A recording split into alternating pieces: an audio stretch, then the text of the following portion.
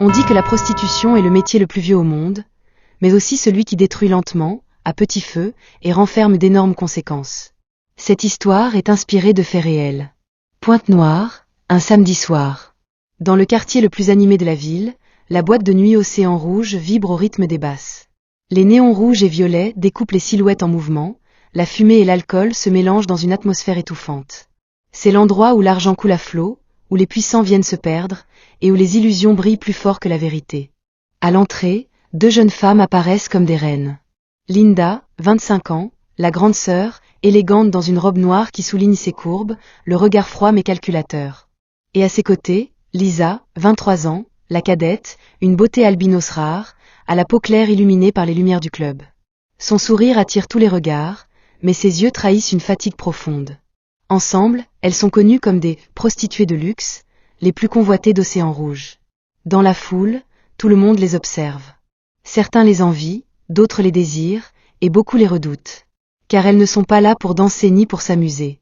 Elles chassent. Et ce soir, leur destin est déjà scellé. Au fond du carré VIP, une silhouette les fixe sans cligner des yeux.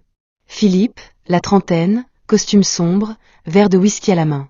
Sa richesse se devine à son allure, mais ce n'est pas son argent qui intrigue. C'est cette bague noire à son doigt, dont l'éclat semble absorber la lumière autour. Dans l'ombre, une autre femme veille. La diva, grande sœur du quartier, celle qui a initié Lisa et Linda à cette vie. Elle les observe comme un marionnettiste surveille ses pantins. Car ce soir, elle a un plan, mettre les deux sœurs entre les mains de Philippe, un client très particulier. Linda sourit, Lisa frissonne sans savoir pourquoi. Elles croient entrer dans une nuit de plaisir et de fortune. Elles ne savent pas qu'elles viennent de franchir une porte qui ne se refermera jamais. Linda et Lisa n'ont jamais choisi cette vie.